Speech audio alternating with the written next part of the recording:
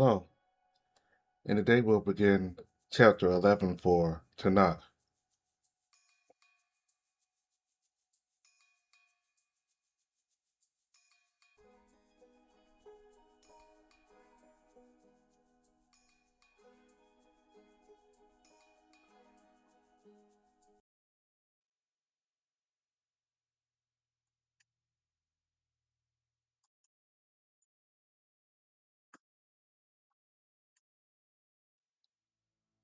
Clearly, everyone is starting to realize what's happening. A few points of Ilaria light up, illuminating the room around their bearers, who seem to be having some difficulty fighting off the shadows surrounding them. Stay calm. We don't want to hurt anyone if it's not necessary. The darkness dissipates around the door to the room with a guard I don't recognize opens before taking up position next to it. I'm not sure I understand. Why wouldn't one of our guards intervene? Council members, avatars, stay here. The rest of you, you can get out quickly. I know that voice. I'm absolutely certain I've heard it, but I heard it before. I just can't quite place it. Your shadows diminish slightly, no doubt to allow those present to find their way more easily. It allows me to see what's going on more clearly, which doesn't mean I understand whatever is happening, though. Several guards seem to be directed the Frostian nobles towards the exit, and the least I can say is that gentleness does not seem to be their priority. Some even have cruel smiles on their faces. Adrian, what have you done? What have, what had,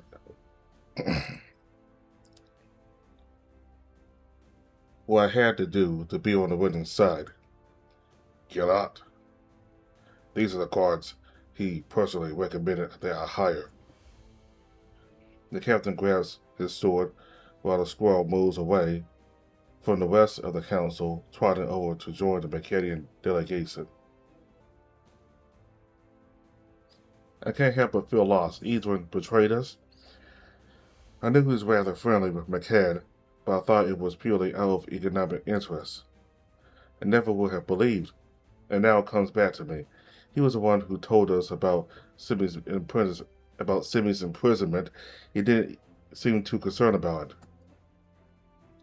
He has access to the royal quarters, and it wouldn't have been difficult for him to hide evidence in the Phoenix room. All this time, Ethan was nothing but a traitor. Put down your weapon, Captain. I don't want any sacrifices that can be avoided. The source of the voice then reveals himself to us in the form of a white fox surrounded by saddles fluttering around him, taking the shape of birds that appear and disappear continuously. It's the guard I spoke to at the gate, the one who was supposed to be mute. Even that was a lie. Fuck, I know who he is. I finally recognize him. I know where I've heard that voice before. Watch out. It's Laswa's avatar. Simi. My gigantic ears are coming in handy once again, since the king barely whispered the Phoenix name, so much so that I even wonder if she could hear it. Glancing at her briefly, I realize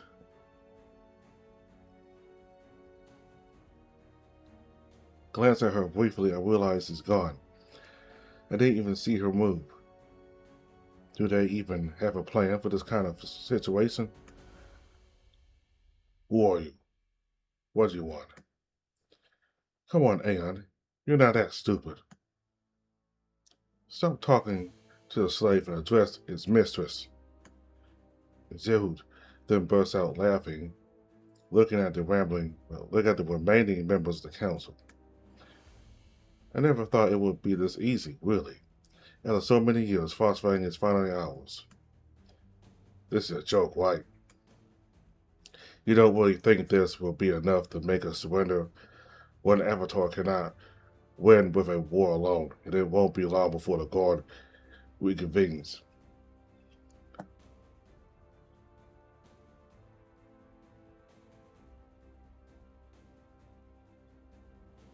You don't really think this will be enough to make us surrender? One avatar cannot win a war alone, and it won't be. It won't. Oh boy! Come on, Aeon. You're not that stupid. Stop talking to the slave and address its mistress. Zerud then burst out laughing, looking at the remaining members of the council. I never thought it would be this easy, really. After so many years, Frostfang is finally ours. This is a joke, right? You don't really think this will be enough to make us surrender? One avatar cannot win a war alone, and it won't be long before the guard intervenes. I'm afraid that won't happen. As soon as the reception began, our own troops launched an assault on the streets of your city. Dear Edron showed us all the entry points and weaknesses in your walls. Traitor. What other choice did I have? The reign of Aeon and Lust is coming to an end. We both know that. I am ready to succeed them. How? By murdering all opposition in the arena? Your reign will only lead to bloodshed. Mirborn isn't like that. Ah, the bard. Who are you to know anything about court affairs or to judge me? Your own interest has been focused solely on foreign affairs. Since you arrived here, after all, you aren't so different. What? That's ridiculous. Even I could see it in the short time I've been here. You spent your days alongside the Kazarian ambassador.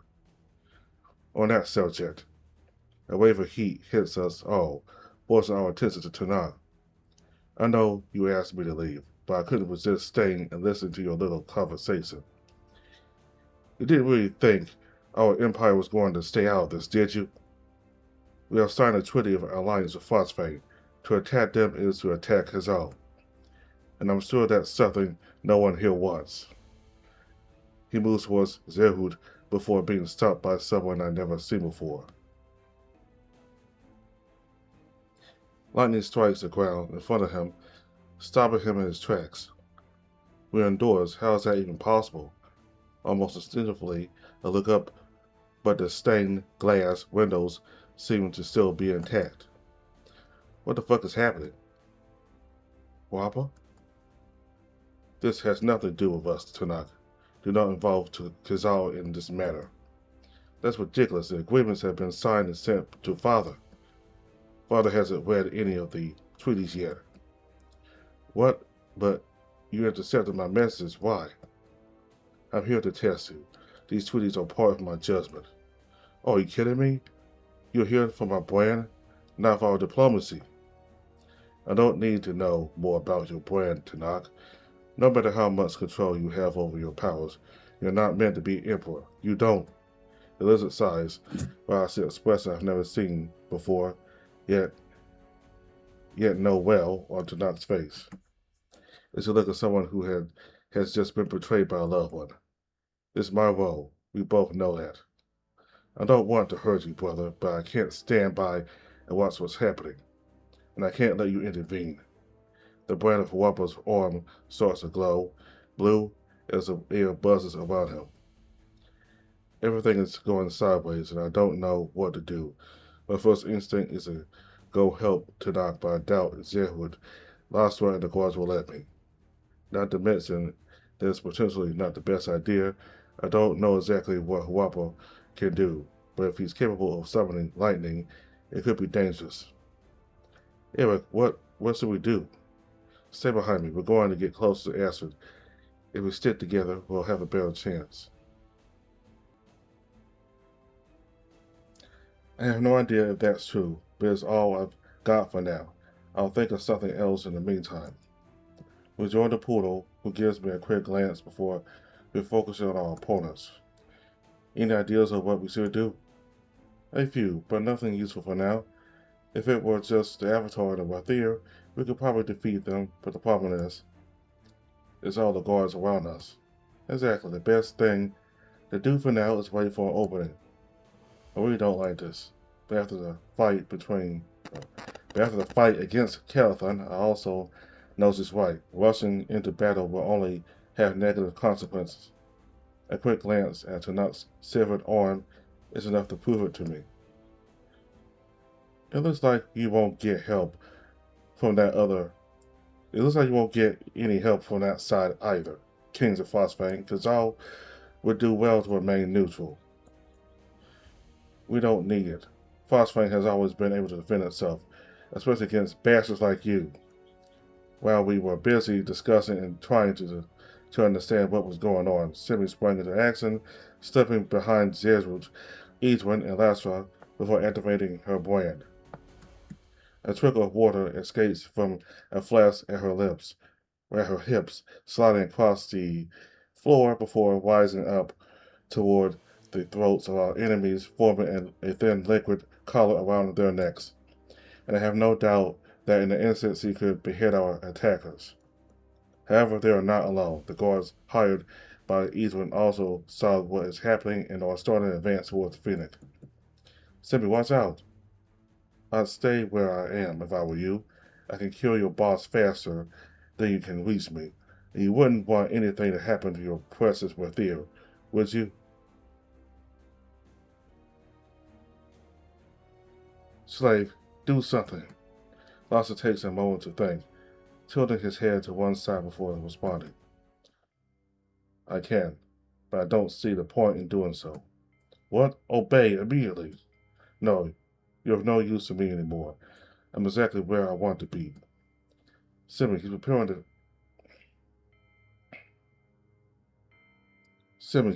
something. The Fennec doesn't even take the time to respond. A quick flick of her whiskers is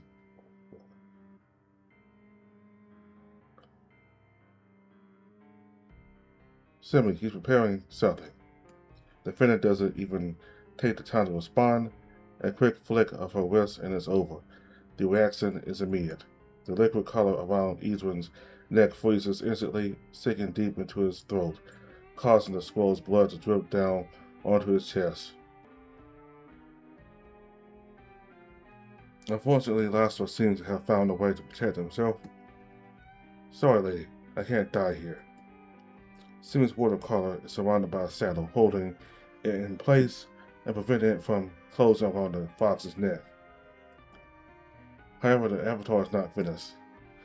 Another saddle, taking the form of a gigantic bird of prey, wraps itself around the old spy's body and tightens its grip. No, not her. The crackling of her bones echoes through the room before her body is thrown in our direction, crashing to the ground a few meters away from us. And what seems to be her last breath, Simi opens her hand and a black stone rolls out onto the floor. She can't be dead. It's not possible. You will pay for this. Mayborn, calm down.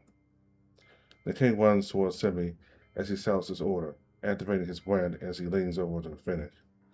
However, it doesn't take him long to get up again, closing the old woman's eyes as she tries to hold back his tears. But I can't. I feel them running down my cheeks. I didn't know Simi always, well.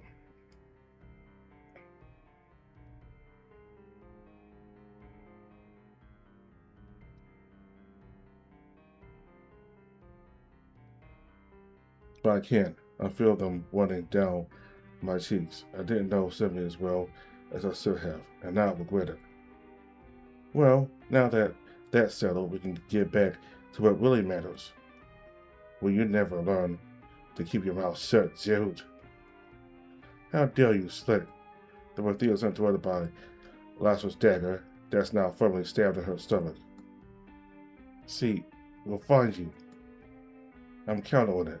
I'll be much more powerful than her by then, and then I'll feed on her powers as well. He twists his weapon, and Zerud's back briefly contorts before exploding as the saddle bursts out. Even for her, it's a violent death. The other guards look as lost as I do. Lasso clearly hadn't warned anyone of his impending betrayal in the word, I suppose. I hope that means he's on our side. With 2 avatars, 3 of Tenoch. If Tenoch can convince his brother, it doesn't matter what the rest of the Macadian soldiers might do. We could get out of this without killing anyone else. I no longer have to obey him, and neither do you. I have nothing against you, no interest in killing you. Help me, or stay out of my way.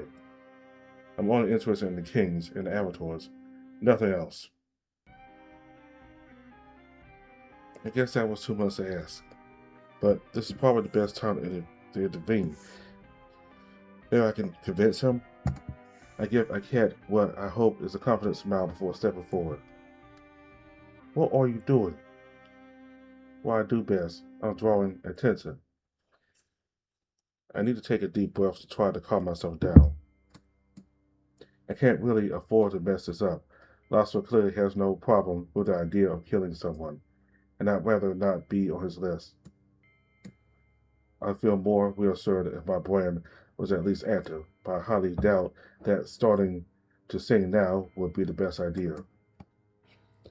I could try it without an awakening gesture. After all, I've been using my brain quite a bit lately. I just need to remember what Tenoch told me about. It's mainly a reflex, according to him, but it might help to try to imagine what it feels like when I activate it normally. Easier said than done. Alright, come on, focus, Eric. Or, actually, no, focusing isn't my thing, it's the opposite. In fact, when I sing, I'm relaxed. So I try to calm down, well, as much as possible given the situation. Then I just let my mind focus on a song.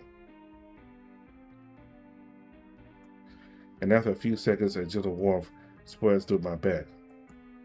I did it, I imagine, to awaken my brain without using my awakening gesture. Okay, let's keep the situation in mind. I have a plan now. Hey, I remember you. You spoke at my door. Eric, what are you doing? I give Maybjorn a quick gesture with my hand. He'll have to trust me for now. Maybe I have a chance to calm things down. To end this peacefully. Or at least I have to try. NeveN. I just wanted to say that it's over, right? You are a slave forced to obey, but now you're not in McCad anymore. Your Worthier is dead, gone for good. You don't have to do what he wanted anymore. You're free now. Free? Is that really what you think? Of course, we're in Frostfang. That's what our nation does. Welcome and protect refugees from McCad. We allow them to start a new life.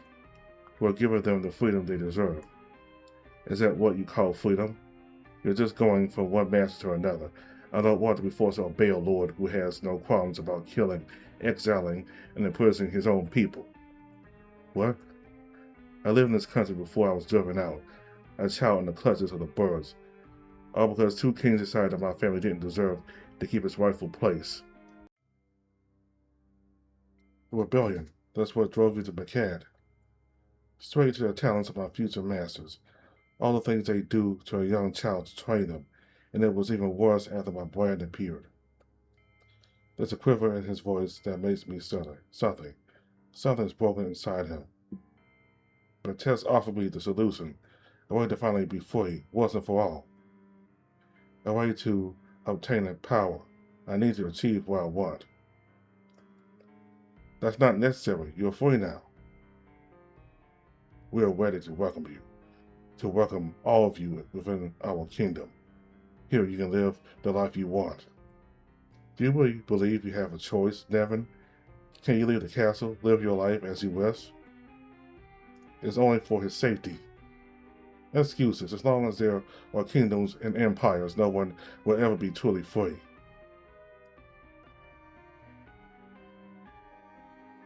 Laszlo turns to Aeon, pointing his dagger in the tiger's direction, with a forced smile distorted by rage. And it starts with you, Saddle King. I will defeat you, bring you to your knees, prove to the world that you are nothing. I will destroy royalty and give the people of Frostfang their true freedom. And then I will kill NeveN and Argon. I will take their brand, and no one will be able to stop me from living as I wish. So use your inkstone, Aeon. I know you have one. Show me what you're capable of. I will defeat you. Shadows stir around us, birds bursting from the ground and walls, a sure sign that Laszlo is preparing for battle. I know Aeon is strong, and if he has an ink stone, he will be even stronger. But I have seen the might of an avatar who truly controls his power. I don't think the king stands a chance if he faces him. I glanced briefly at Tenoch. Perhaps he can help me settle this more quickly. Unfortunately, it seems that this time I cannot count on my lover to save me. He is still caught up in his dispute with Rappa. He briefly meets my gaze, and I can sense his fear, but he's clearly not shaken enough to want to use his powers against his brother. NeveN growls as he tightens his fingers around the staff of his axe, preparing to fight as well. But what chance do we have? I know he's a fantastic warrior, but against such a powerful brand, it's a lost cause to say the least. But I slide my hand over my rapier, pulling it out of its sheath. I am Avatar 2, Frostfang's Avatar. I've spent so much time training. It's time to put it to good use. However, I don't have enough time to react to what's happening. A black snake made of fur and steel rushes towards Lasra. I won't let you hurt the kings. Giant! He runs towards the fox, who strikes him with his saddles, but they dissolve before reaching the captain of the guards, leaving him untouched. Argar. As always, things are not so simple. One of the guards, a vulture, comes between the panther and his target. Oh, gee, As always, things are not so simple. One of the guards, a vulture, comes between the panther and his target. It's me you're fighting. The two warriors engage in combat, and nothing seems to be able to stop Lasra from facing Aeon, who still can't regain control of his saddles. Nothing, except me. No. Don't get in my way, NeveN. I want to defeat the king with my own strength. I want to prove that I can do it. I can't let you do that. As I try to stare directly at the fox, every time I think I see him clearly, one of his saddles gets in the way, preventing me from freezing him directly. It's almost as if they were alive and able to move on their own. All these beasts of prey, these birds better not protect him. Very well, I'm not opposed to a change of plan. But I don't even have time to realize what's happening before I feel a deep pain in my chest. When I look down, I see a saddle piercing me through and through. Don't get in my way, NeveN. I want to defeat the king with my own strength. I want to prove that I can do it. Sit, not again. It's the same as when I saved Tenoch's life. I'm going back in time. Last chance. I promise you a quick death. I don't want to inflict pain upon you. I won't change my mind. Lasra sighs and launches his attack, but this time I'm ready. I lower my gaze as quickly as possible to freeze the saddle that was about to impale me. Wait, it works. I can really see his attacks coming in. The room suddenly seems to tilt to one side, and I feel a sharp pain in my neck. Don't get in my way, NeveN. I want to defeat the king with my own strength. I want to prove that I can do it. Alright, let's celebrate some more action. I think the best thing to do is to surprise him, but now I've let him take the offensive. This is my turn to try something. Since he seems to enjoy targeting the upper body, I lean forward and rush toward him. If his saddles prevent me from seeing him and freezing him, I'll have to get closer. I have to make things harder for him, give him less time to react. And at first it seems to work, until I realize the problem. I also have less time to react. Something grabs my leg and pulls it back with a jerk. The pain of the fall leaves me a little lost for a brief second. 1 second too long. A new saddle sinks into my throat, and I can't even scream in pain.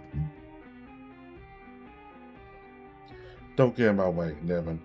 I want to defeat the king with my own strength. I want to prove that I can do it. I can barely hear him anymore. On the other hand, I can still feel the claws tearing my flesh from the inside, my own blood filling my lungs and suffocating me. The wounds go away, yet the pain remains. I won't be able to do this forever, so I need a plan, something more effective than whatever I'm doing right now? Think, Eric. What have you learned that could help you now? I'm trying to remember everything Tenoch taught me to see if anything could save us in this situation. Strangely, nothing related to my brand comes to mind, but I remember one of his first pieces of political advice: how manipulating information can turn you into a player rather than a pawn. And there's one piece of information that I think only I have: the stone that fell from Sydney's hand. I'm certain it is an inkstone. Well, almost certain. So an idea comes to my mind. A really, really stupid idea, one that could end terribly. But that's all I have for now. King Aeon, do you think you can defeat him? No one has ever beaten me in my own domain. I don't see why this time would be any different. Eric, what are you thinking? I trust our kings, my prince. The songs tell of the victories of Aeon and Lust. I'm sure they're true. Glad to see you understand. I promise to give you a quick death once I'm done with the king. It's better that I ignore him for now, so step back slightly, moving toward Astrid and Aket, but mostly toward Simi's body. Meanwhile, Aeon steps forward, his brand dancing on his chest, the black lines blending with his stripes. He raises a finger to touch the inkstone of his earring. Aeon, no, it's too dangerous. This is my moment. Everyone is distracted. As quickly as possible, I run towards Simi's body and dive to grab the small black inkstone, to grab the small black stone on the ground. But the moment my fingers brush against it, I regret it intensely. An immense pain tears through my back again, almost identical to the one I felt when I received my brand. And as a scream tears from my throat, I close my eyes and plunge into darkness, hoping to escape it all. It was a horrible idea. I should never have tried it.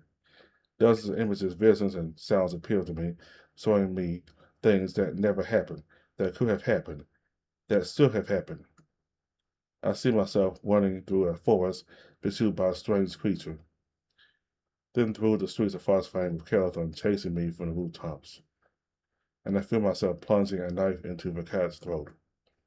More visions, and more, and more. Lives I've never lived. And then nothing. Silence. I remain motionless, as if I knew that moving would only send me to another of those lives. Why? Why can't I hear anything more? Where has everyone gone? When I open my eyes, I'm still in the throne room, but the rest, everyone has disappeared. They've been replaced by skulls, dozens and dozens of skulls, on the floor, all identical.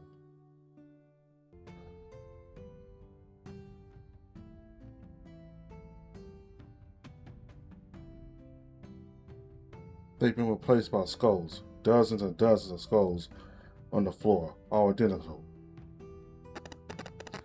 All rabbits. This looks promising. Then a noise echoes and I turn to face one of the strangest things I've ever seen. It's me, sitting on the floor, in front of the thrones, a skull in my hands. Not a vision, not an illusion, me in the flesh. This is ridiculous. I can't be in two places at once. To reassure myself, I piss my arm out. At least I'm not dreaming, and I have a body too. There's another version of me, with his back to me, in front of me. What's going on? I walk towards him. There's only one way to find out. Ask him.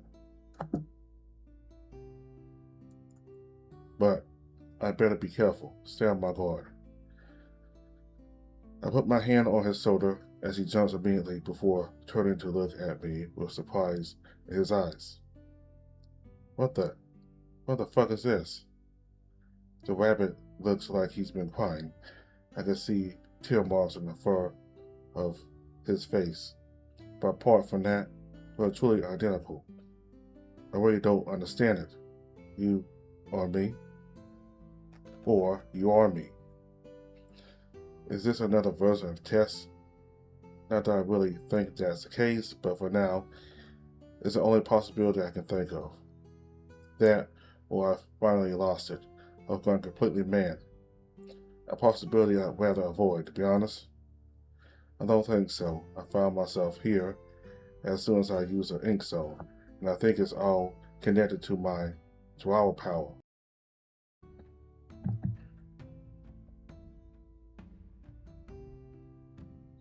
I don't think so. I found myself here as soon as I used the inkstone, and I think it's all connected to our power. Oh, oh, that could explain a lot. If another version of me, and me from my visions, if we both use the inkstone, maybe that's the effect it has with my powers over time. Sending us here for some reason or another. I used the inkstone too. I did it to fight Laslo's avatar. He stands up and I can see from his face that he too is trying to understand what is happening. Which is, I must say, extremely strange. I didn't know I had this expression when I was thinking, or that my ears twitched slightly. I don't know if it's cute or a little embarrassing. I'll have to look into it once all this is over. That is, if I make it out alive. Which reminds me, I need to figure out what's going on. Were you fighting him too? Yeah. He used inkstone, so I had no choice. He has an inkstone? Yes, and you better kill him before he uses it. There are relatively few differences between our lives up to this point. My gaze wanders around the room again, and I can't help but stare at the skulls on the floor. The other me was holding one in his hand when I arrived. He seemed particularly interested in what was happening to him. I wonder why. Don't touch them, you'll regret it. I wonder if this guy is really me, after all, because he should know perfectly well that this is probably the best way to make me want to do exactly the opposite of what he's asking. Listen, I don't want to offend you, but we barely know each other, and I'm not even completely sure you will. I can almost see him rolling his eyes to the sky. Who does he think he is? I'm absolutely certain that if I were doing that, I would be at least a bit more discreet. At least, I hope so. I warned you. The other Eric moves aside to let me pass, and I walk over to the pile of skulls next to where he was sitting. That being said, I can't help but hesitate a little. If he really is me, he probably knows what's good for us, right? Not to mention, I'm not stupid. Given his presence here and the fact that the skulls are clearly those of a rabbit, it's not hard to guess who they belong to. Are you sure you're me? I know I would have insisted if it was really dangerous. It's not dangerous, just upsetting. That's reassuring, to say the least. Now, I'm starting to get used to upsetting situations. If everything that happens here isn't just because I'm hallucinating and going crazy, then a little more madness isn't going to change much. So I reached out for the skull he was holding when I arrived, before jumping back when the rabbit yells at me. Wait, not that one. Huh? He stands there for a few seconds looking around before walking over to the thrones and tearing down one of the banners. What the fuck is he doing now? I'm starting to wonder if he's the crazy one in this situation. I hope that doesn't make me a hallucination. How would that even work? No, stop. Focus, Eric. He then wraps the torn banner around the skull before handing it to me with an almost apologetic look. Try this one instead. What's this all about? Are there good skulls and bad skulls now? I guess I'll understand better if I touch it. I reach out and brush the bone with the tip of my fingers,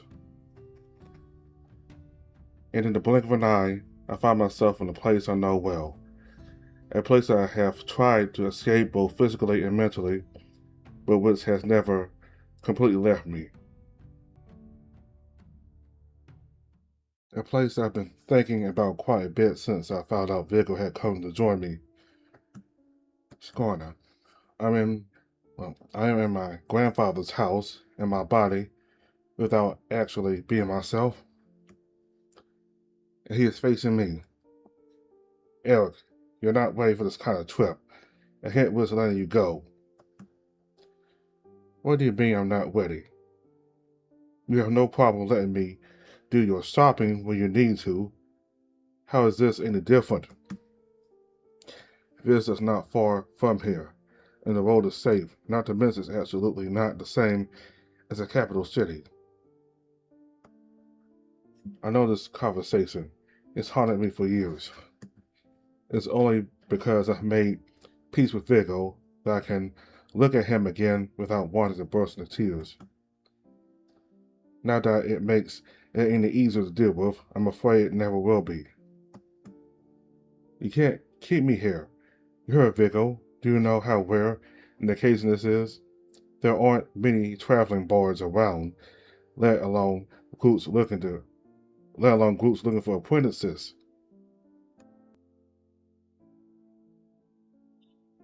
You can't keep me there. You can't keep me here. You heard Viggo.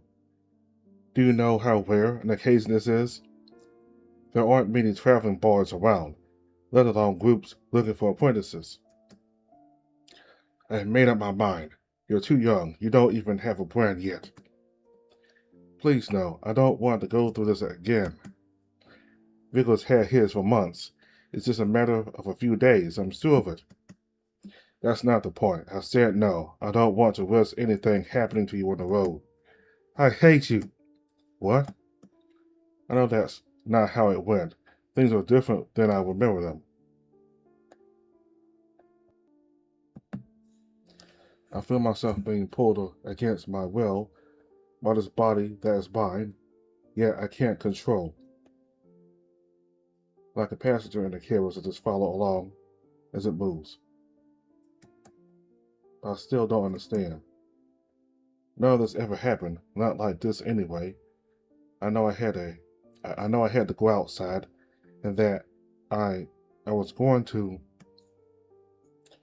do something unforgivable. But instead, I go up to my room and cry my eyes out. It's not until several hours later that someone knocks on the door. When I open it, when the other me opens it, Viggo is standing there with a pained smile, and I throw myself into his arms. There you go. We'll have other opportunities, I promise. But I would have loved to run away from this place with you. As I look up at the fox through my watery eyes, he wipes my tears away with a wave of his hand. We have our whole lives ahead of us, Eric. You're right. Suddenly, everything stops. Then everything speeds up. Viggo and I start our very own band in Skarna, and then over time, we play in all the nearby taverns. We get married, and year after year, we build a cozy nest in this place I hated so much. Grandfather dies peacefully with pride in his heart after seeing me flourish. When my brand appears and Tess explains to every chosen what an avatar is, I just hide it all. I don't tell anyone for fear that it will arouse unhealthy curiosity. I never come to Frostfang. I avoid the capital. I never meet Tenoch. I don't learn how to live in the court, and I escape the political games. And I spend the rest of my life with Viggo until he passes away, before following him shortly after, broken with grief.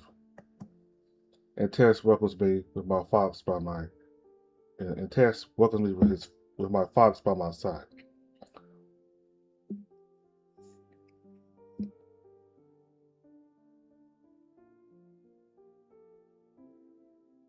and Tess welcomes me with my fox by his side.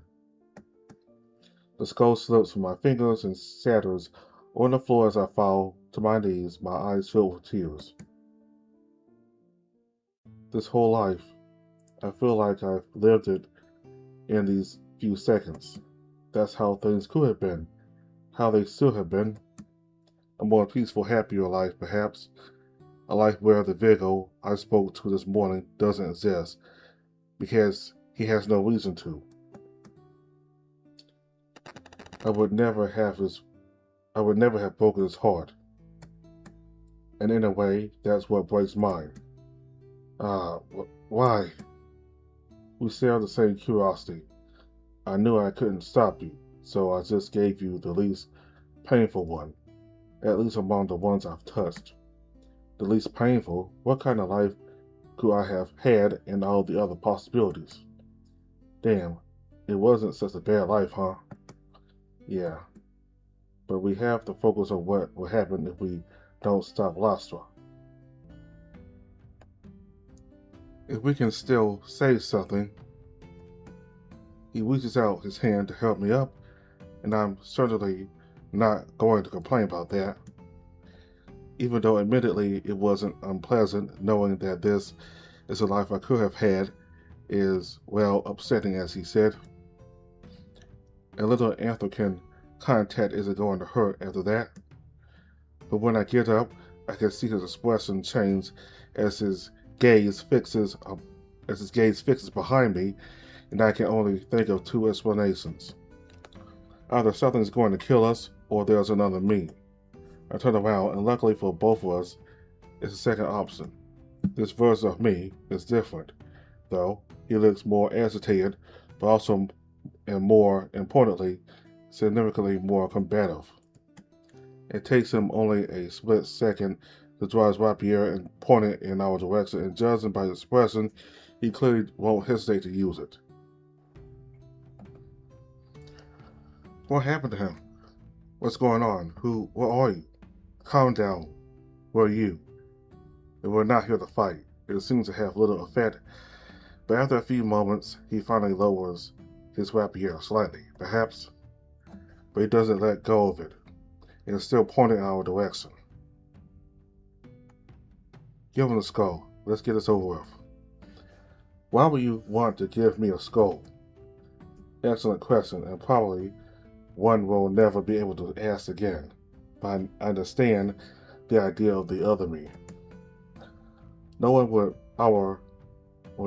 would our curiosity make us want to look at it, not only would our curiosity make us want to look at it anyway, but it would probably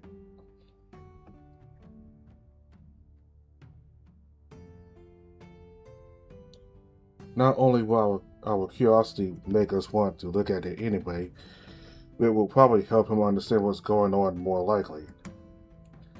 If we're capable of understanding it, that is, because you eventually want to know what it is anyway. Not really, no. I have to go back and help at the castle. They're under attack by the Macadians. Yes, we know. We're in the same boat. So the Mayborn Eric. See. Unfortunately, we can't leave this room, and all we have are these skulls. Our skulls, if I understand correctly, other versions of us who died at different times in their lives and for different reasons.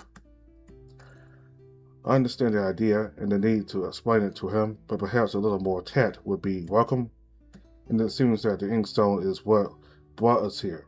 Do you confirm that you used one? Yes, I did. After a moment's hesitation, this new Eric lowers his weapon and places it in the corner of the room, and the other me and I follow suit. The situation is complicated enough as it is without me stabbing myself. I briefly wonder if we shouldn't keep an eye on him. He seems nervous, to say the least. I might have an idea, but you probably won't like it. Go ahead, make your suggestion. It's not like you have any other options. I'd like to make sure no one else comes in. I really don't want to repeat myself an infinite number of times. Great, he likes to make himself desirable. Maybe he really is another version of me, after all. Now, if I have to wait, I might as well take advantage of it to do something I'll probably never have the chance to do again. Understandable. Let me sit down for a moment then. With a brisk step, I walk over to the royal thrones and plop my noble behind on me, and plop my noble behind on one of them. And my initial conclusion is that being the king is quite uncomfortable. They could make the effort to put a little cushion or something. How does anyone manage to stay on here all day? Fortunately, the latest arrival quickly distracts me from my furniture problems. I have to admit, it started to sound tempting. See, we can't fight our nature. But while you're making up your mind, if I have to wait here, I might as well make sure that when another Eric arrives, they get an unforgettable welcome. So I try out all kinds of positions looking for the posture that will best impress the newcomer. Then I finally settle on a nonchalant look, leaning on the throne, my hand under my chin. Perfect. What are you doing? Have you really lost your love of the theatrical? If someone else arrives, I want them to be welcomed properly, and I want it to look mysterious. You'll look dumb if no one comes. By never, who could have stuck a broom up the ass of this version of myself? What could have happened to make me forget the joy of performing? I'll take that risk. Since when did I become so boring? I'm just trying to take it seriously, that's all. That's not really our style. I guess we've had very different lives. Me too. But considering the state the last rabbit arrived in, it would be nice to welcome the next one a little more appropriately. It seems like he wants to say something, but he ends up choosing to stay quiet. That gives me the time to think about the situation a bit. We're clearly the same person. I can see habits and mannerisms in them that I know I have to. But at the same time, the way he act and react, everything is really different, especially the new guy. What could have happened to me to make violence the first answer? Would someone please explain the situation to me? Just assume it's tricky to explain. We'll go into details once everyone's here. Hopefully, I won't regret saying that.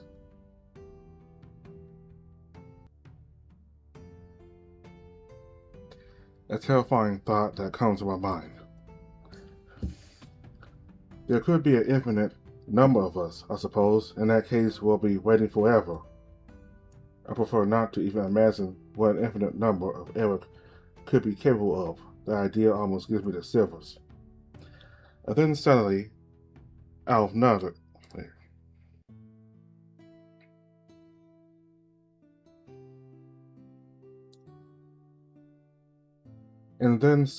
out of nowhere, another version of me appears before us as if he had always been there, but we were unable to see him.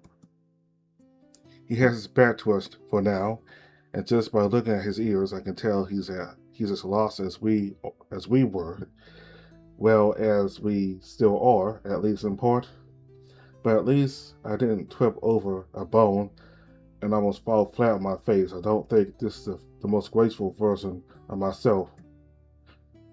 Looks like someone else has arrived. Who are you? The rabbit turns abruptly, his hand near his rapier. Seriously, what is it with these versions of me being so jumpy? That being said, he looks as lost as I was when I arrived. Might as well try to help him as much as possible. Breathe slowly. I'll remember how it was when I arrived. It'll be alright. He looks each of us up and down, as if we were a ghost, before eventually letting his guard down. In the end, it's hard to blame him. This situation is completely crazy, even after everything I've been through.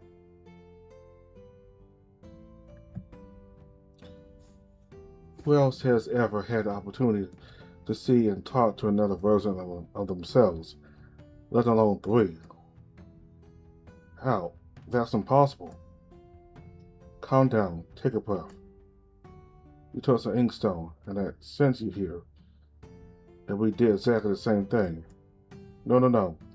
I'm me. There's no, who the fuck are you? It's tricky to explain. Luckily for us, it looks like we have all the time in the world here. At least I hope so, because if not, it means the fight continues without me, and only the gods know what I'll find when I get back. If I can get back. Which means we might also have the opportunity to find a way to defeat our enemy. The new guy rubs his eyes for a moment and scans the room before fixing his gaze on the piles of skulls and rapiers scattered on the floor. Interesting to see this seems to remain my weapon, no matter which version of me arrives. I wonder if there are some things that always remain constant. Why are there so many of us, and why are you stacking? Hey, hold up. If I have to hear the same explanations one more time, I swear I'll set.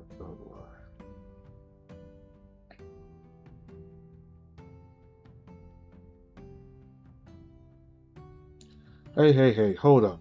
If I have to hear the same explanations one more time, I swear I'll stab someone. By NeveN, he has a sense of humor, so he really is me. The other two don't seem to appreciate it very much, but too bad for them. It's reassuring to see that I'm still able to joke around, at least a little.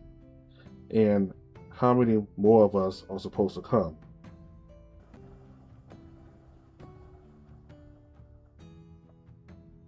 No idea.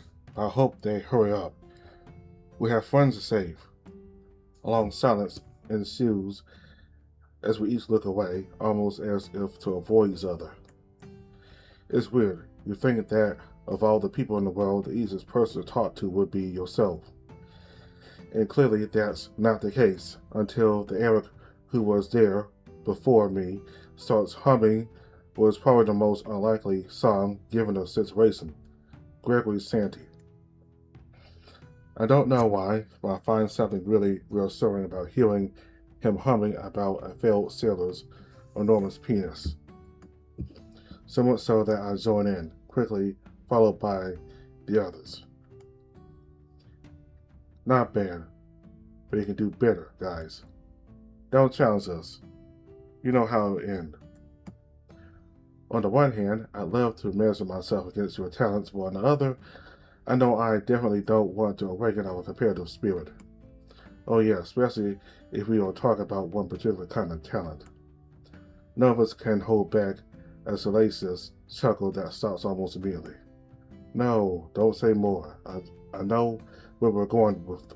I know where we're going with that, and I really don't want to go there. We all know where that would lead for sure. That would be too weird. We have a lot of self-love, just not that kind of self-love. An awkward silence descends once more as we each stare at a different corner of the room. That being said, I'm sure Tenoch would really appreciate the idea. I wonder if I could get him to come here.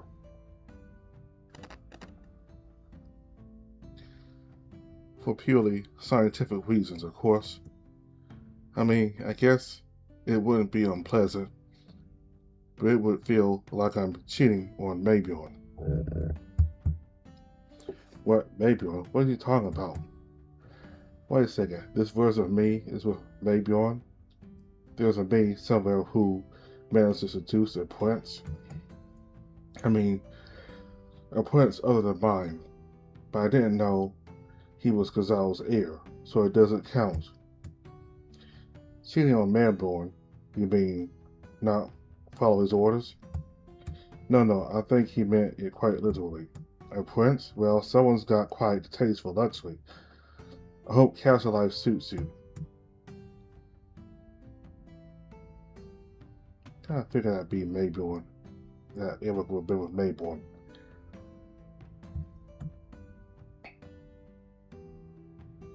Whoa, this one sounds bitter. I wonder what Mayborn did to him. Unless it's the nobles, maybe he never participated in a contest.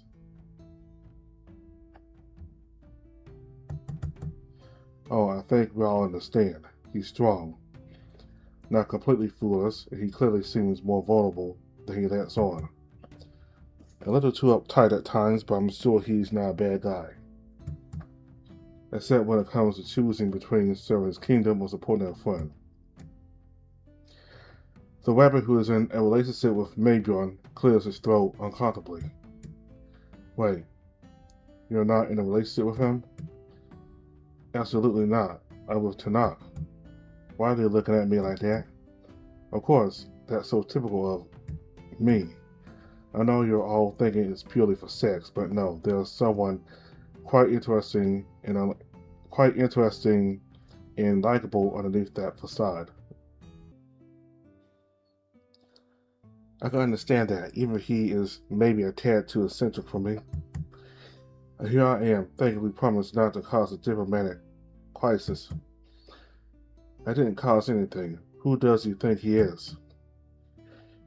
That's what's coming from you, Prince Charmer. Hey, it's only happened once, and no one knows about it. Yeah, well, that's one too many, and we know it won't stop there. Maybe it will, maybe it won't. At least I'm not risking anything with a cat. Oh no, please tell me you're not with him to fill the void we feel after Viggo's absence. I did not.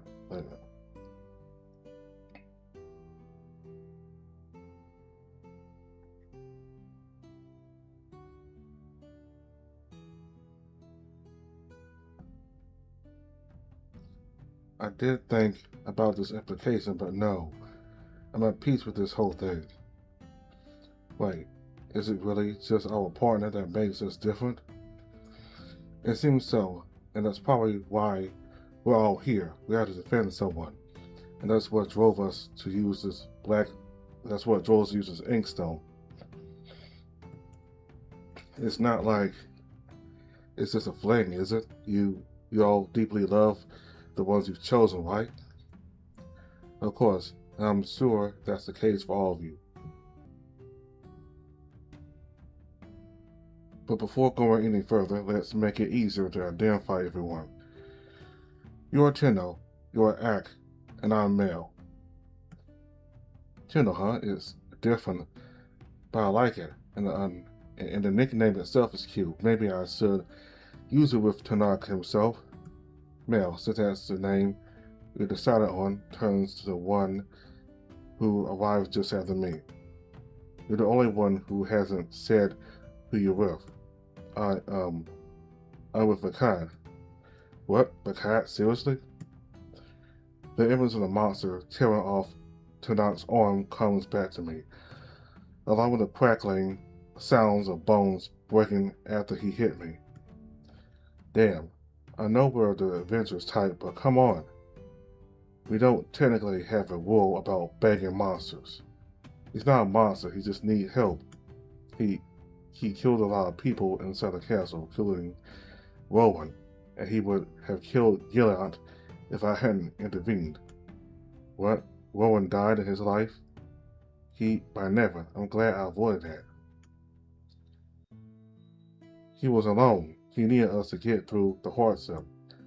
I don't know what to think. The distress in the other Eric's voice is real, but I don't know if I could have done more to knock their advice. It all took too long. I don't have time to get to know Vakad. It's probably better that he doesn't know what happened to the stag in my version of events. After all, he hasn't woken up yet. Did you really abandon him? We couldn't have known, believe me. I think we would all have tried to help him if we had seen it coming. All you had to do was talk to him. But what happened to him since you weren't there? I glanced at the two of them, who seem as lost as I am. I doubt if Picard fared any better with them since they were still alive. Let's be honest, it's always surprising that he's still around in my version of the world. That's probably not the case for some of us. But before we can say anything, the last Eric lunges furiously at Cat's bunny and tries to grab him by the collar. What happened to? As the rabbit tries to dodge, the other hand makes contact with his head, and both of them instantly stop moving before.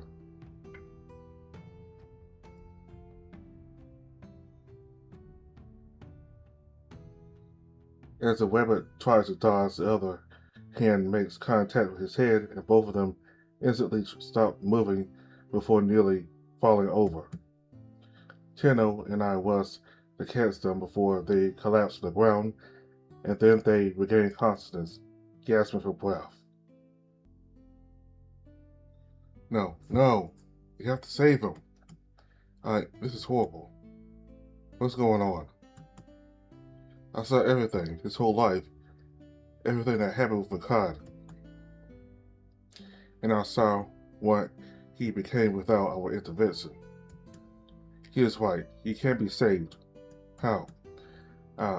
It'll be easier to show you.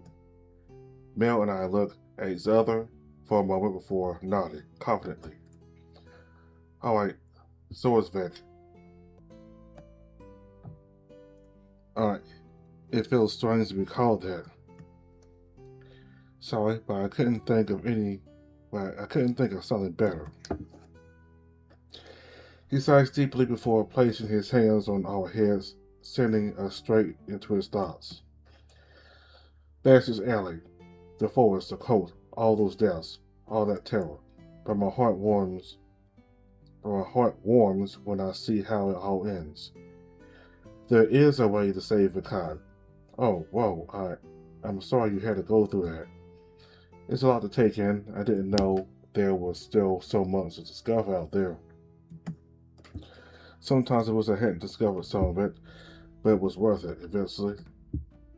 I think it's only fair to suggest you see what happened during my lifetime. That's a good idea, yes. Maybe it's even the key to getting out of here. Who knows? Maybe, I hope so anyway. In one swift movement, we sit down on the ground, facing each other, and once we've done that, we touch our heads and are immediately transported into these other existences. So much pain, but also some pleasant surprises.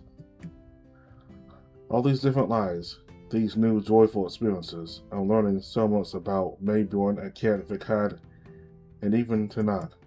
Although they are not so different from mine, the rabbits in front of me have come out of it changed, each in their own way.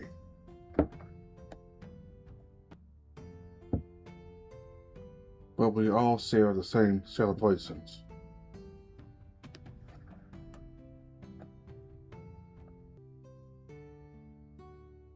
But we all share the same determination, the same goal. We need to defeat Lazarus' avatar. So what's the plan?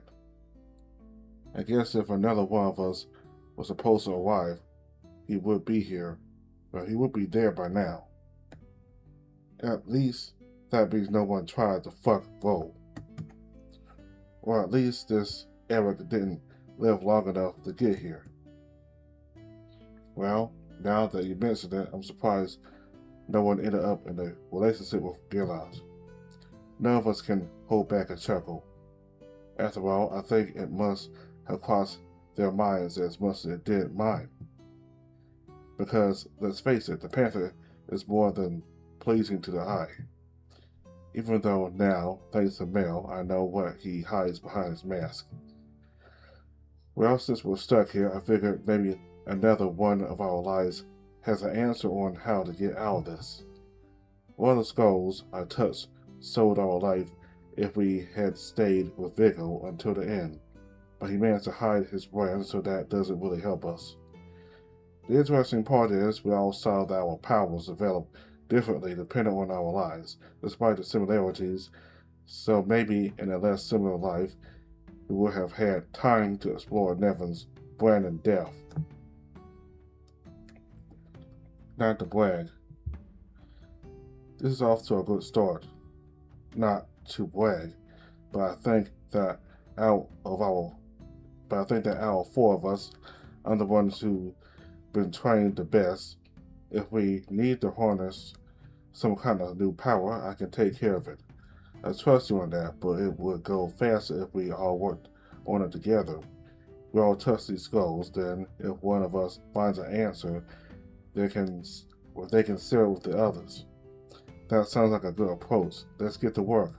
After getting up, we spread out toward the different piles of skulls in the four corners of the room. Then, slowly and methodically, we explore each of these existences. And most of the lives I explore, I can only conclude one thing. I really could have had a city life, unknown, dead in the ditch, killed by bandits, dead in the snow, or possibly for some crime syndicate. Others were lives too peaceful to really bring any answer. I thought I would deliver new things, maybe even finally see my parents' faces. But the more I think about it, the more I tell myself that maybe it's a good thing that I'm meant not to know. My family is here now. Sometimes one existence brings me to tears, and another makes me scream with rage. I can hear that I'm not the only one who reacts this way.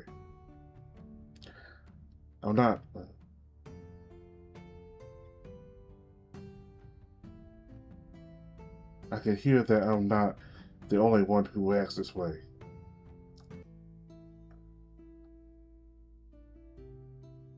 You'd think it would be fine to see so many possibilities, so many things that could have been.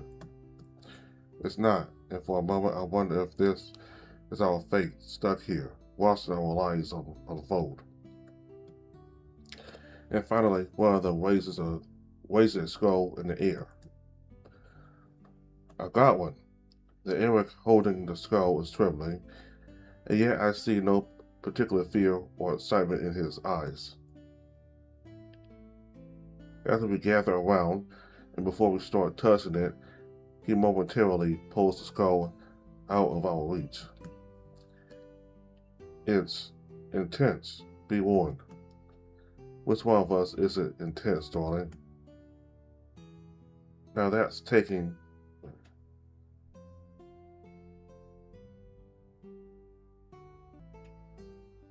talking like a real Eric.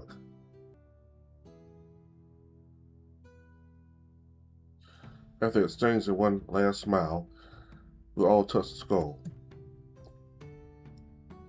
And we are immediately sent into a body that feels strangely different from my own.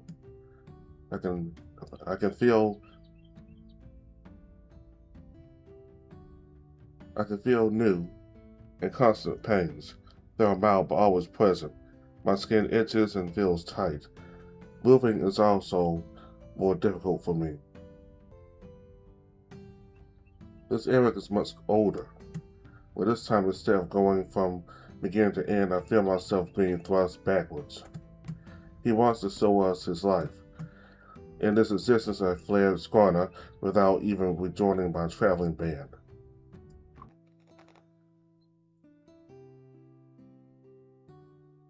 I discovered my power alone, without anyone knowing, and I trained it to survive on the streets. I learned to kill without remorse, to use my power to defeat others, but always for good, to help the most vulnerable. I had become kind of a violent vigilante, to the point of attracting increasingly cruel individuals, until I caught the attention of the nations themselves. All I see is a life of wandering, without friendship, without love. A life of perpetual war. And yet the more I was tested, the more my powers developed. It even got to the point where I learned to enter NeveN's domain simply by singing. And it seems that this is where I find myself in the present moment, endless corridors removed from the flow of time. This era created a sort of rift by coming and going from this place. He was trying to influence events in order to live a more peaceful life. In fact, deep down, I could feel he was tired of running away. As I absorbed the process he used to come here, I am once again swept away by the flow of time and find myself in his skin doing what seems to be the end of his life. He stands straight in front of a mirror, despite his advanced age. But he's not looking at himself, he's staring at me. Breathless, I find myself back in my own body. I feel like this other version of me knew.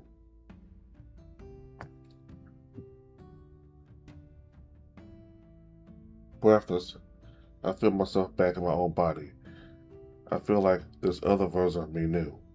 He could almost sense us rummaging through his life.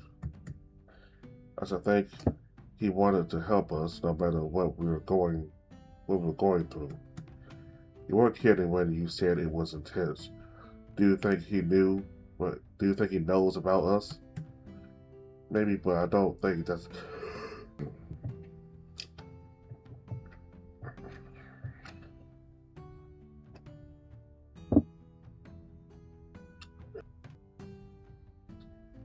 But he's not looking at himself. He's staring at me.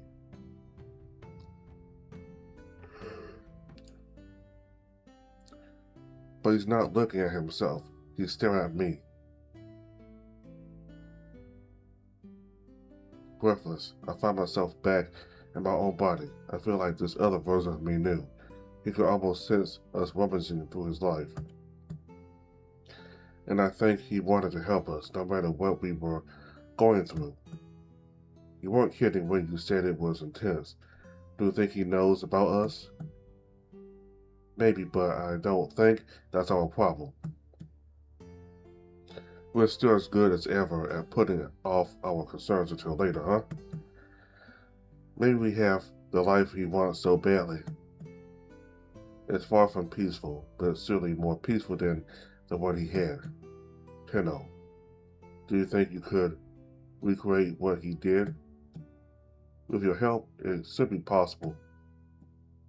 Besides, it'll be a chance to sing with myself for once. Wait, before we do anything, I thought it would be good if we all made a promise for those we love. We've definitely been influenced by a cat. I'm in, and I'll start. I would like you to help Tenoch realize his potential. Help him ignite the flame of his ambition and learn to let go by allowing him to return home. I'm sure he will appreciate it, and so will I. For Cat, I would like you to encourage him to take more initiatives. He has a big heart, but above all, don't let him forget himself. He is strong. Even he doesn't.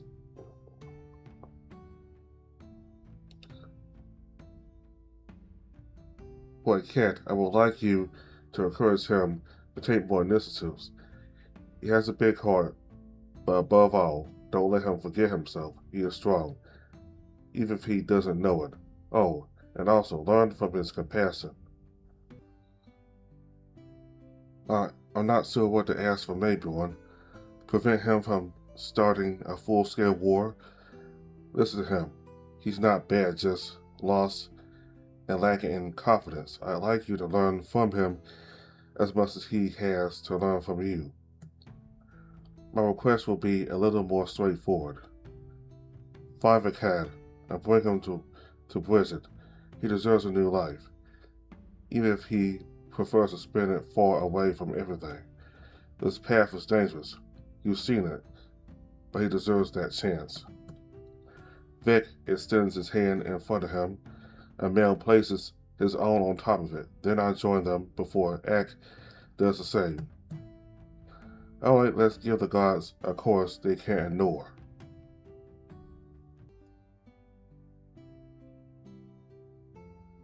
To be continued. Okay.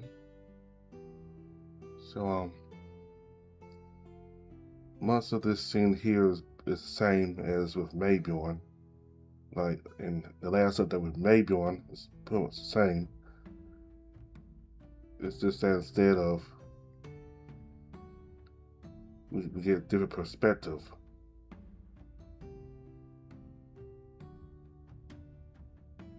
I don't know, maybe I don't know if the perspective changed or not, but it was just the same as Maybjorn, though. And,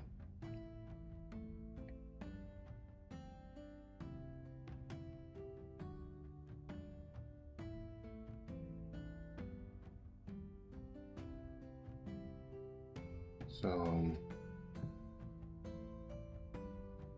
we get to see much of Tenoch here, really.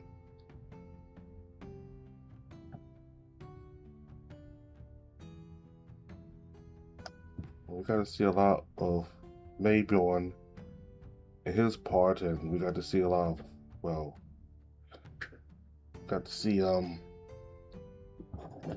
quite a good bit of a cat of his part.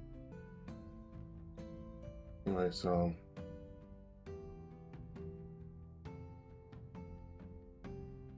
thinking in a part for a cat, wasn't Maybjorn. I think one of them wasn't for Maybjorn, I guess.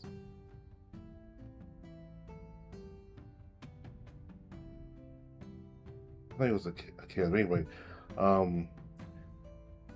Lost was talking about how he the rebellion in Frostfang, which was led by King Lust and Aeon, how that affected him, and people had to flee the kingdom, and he and his family ended up in the Cad, and he was enslaved, and then when he talked about how the Macadians forced obedience out of him, a cat jumps into the conversation between Lasra and Eric, and a cat told him that the masses would force obedience by breaking you physically and mentally, and that it was a brutal process. So here in this roof for a cat, instead it's a little bit different, but it's still basically the same. Basically, we don't get that little interjection from a cat, but Lasra says that the two kings, King Lust and King Aeon, forced his family out of Maybjorn because of some kind of disagreement, or that they kind of didn't prefer his family and that something like that, and they forced him out of Frostfang, and they were ended up in Macad, and they were enslaved, and so Lasra clearly had some hostility towards the kings because he believed that the kings forced him out of the country. So basically, with Lasra or Laurie or whichever one he is, the kings basically forced. I don't know. It seemed like it had more issues with King Aeon, especially, but it might have been King Aeon specifically, because Lasra talked about a lord that forced his family out of the country because, I don't know, must be, I guess maybe Lasa's family was kind of like the old nobility, or a family that was loyal to the previous king, and and once he became the new king, he forced the family out. That might have been what happened. So yeah. So anyway, Laswa is very angry about that, and he wants a world where there's no kings and royalty and any of that, where people are truly free. And King Lust tried to persuade him not to go any farther, telling him that he is free and that you can do what he always dreamed of here in Frostfang, but he stopped. But he interjected what King Lust was saying. He told him that he's no different, and that he does not want the world to be ruled by royalty anymore. He wants the world to be truly free, and so we get clear reasons from him why he's doing all this. So yeah, so Lost's brother doesn't want his kingdom Kazal to interfere between Frostfang and Makad. He tried to prevent Tenoch from getting their kingdom involved. It was kind of shocking, but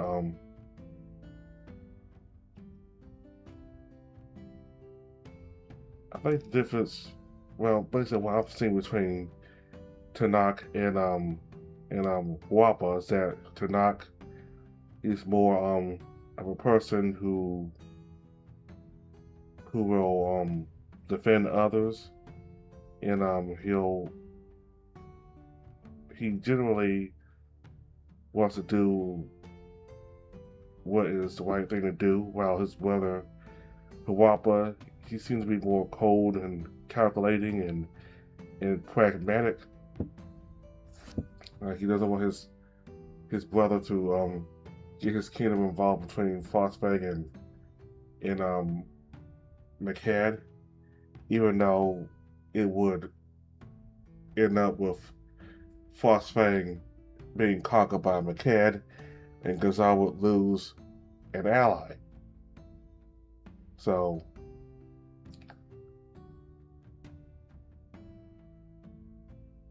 I mean, if Makad succeeds in conquering Frostfang, I don't think Makad will stop there. They'll eventually will try to start conquering Kazal.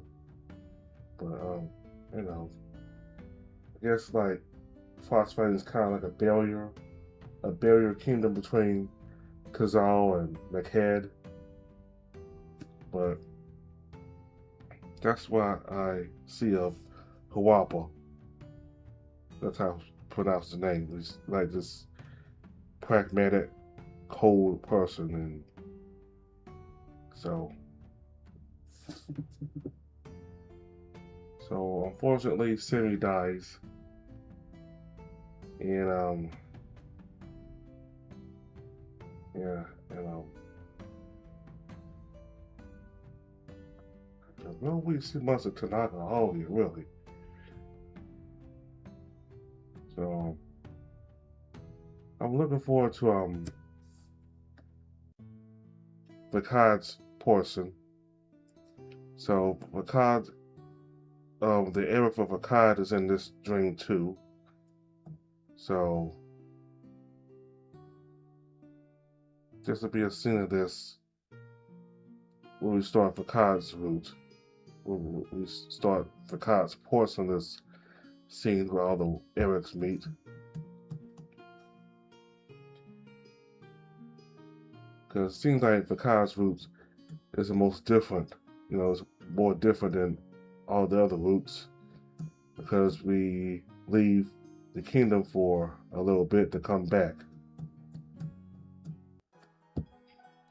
So And plus, a cat's portion, we get to the scene where we meet the Erics, but as soon as we get there, the update ends. We don't really get to hear them and hear what their plans were for escaping. We just meet them, and then I think moments after we meet them, it just ends.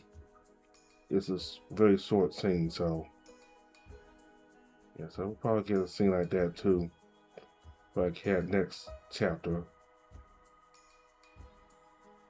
Though that would be pretty different because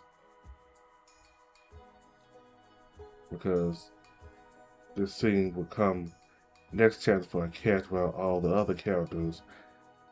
I'm assuming it will be the same for Kat also will be in this chapter, chapter 11, but we have to wait till chapter 12 for a cat. You know, this version where all the Erics meet and they formulate all their ideas how to get out of here in chapter 12 for a cat.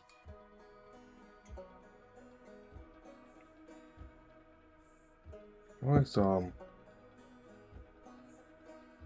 that scene with all the Erics were basically the same. I just read that part anyway because I'm using the skip button, the fast forward button, to basically